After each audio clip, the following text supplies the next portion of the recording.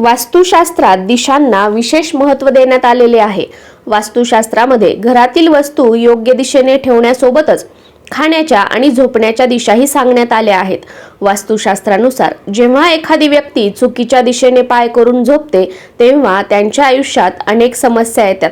आर्थिक चणचण आणि करिअर क्षेत्रातही अपयश बघायला मिळतं।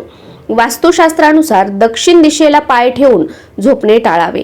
ही यमाची दिशा मानली जाते। या दिशेला पाय करून झोपल्याने मृत्यू आणि रोग होतात। त्यामुळे या दिशेला पाय करून झोपणे अत्यंत अशुभ मानले जाते।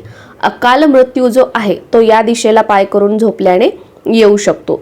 सूर्याच्या ऊर्जेचा प्रभाव पूर्व दिशेला जास्त असतो। जर तुम्हाला तुमच्या जीवनात सूर्यदेवाची करुणा हवी असेल तर या दिशेला पाय करून झोपण्याची चूक करू नका।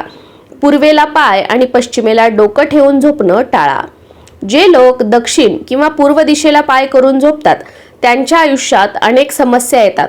भयानक स्वप्न, भीती, अपयश आणि निराशा त्यांना कधीही सोडत नाही। त्यामुळे शक्य असल्यास या दिशेला पाय करून झोपू नका। वास्तुशास्त्रानुसार उत्तर किंवा पश्चिम दिशेला पाय करून झोपणे खूप चांगले असते। उत्तर दिशेला पाय करून झोपल्यामुळे आयुष्यात सुख, समृद्धी, संपत्ती आणि दीर्घायुष्य प्राप्त होतं। त्याचबरोबर पश्चिम दिशेला पाय करून झोपल्याने ज्ञान मिळते।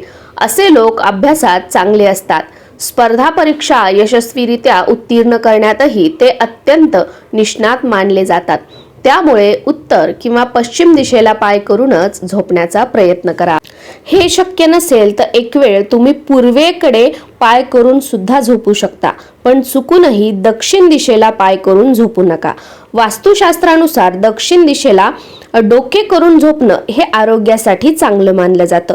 दक्षिणेकडे पाय करून झोपल्यास शरीरातील सूक्ष्म तंतूंचे आकर्षण उलट दिशेने होते। दक्षिणेकडे पाय करून झोपल्याने अन्नपचन होण्यास अडथळा निर्माण होतो। दक्षिणेकडे पाय करून झोपल्याने मनात नकारात्मक विचार येऊ शकतात। दक्षिणेकडे पाय आणि पूर्वेकडे डोकं करून झोपल्यास वाईट स्वप्न पडू शकतात। त्यामुळे प्रथम प्राधान्य उत्तर आणि पश्चिम दिशेला पाय करून झोपण्याला द्या आणि शक्य नसेल तर मात्र पूर्व दिशेला पाय करून तुम्ही झोपू शकता।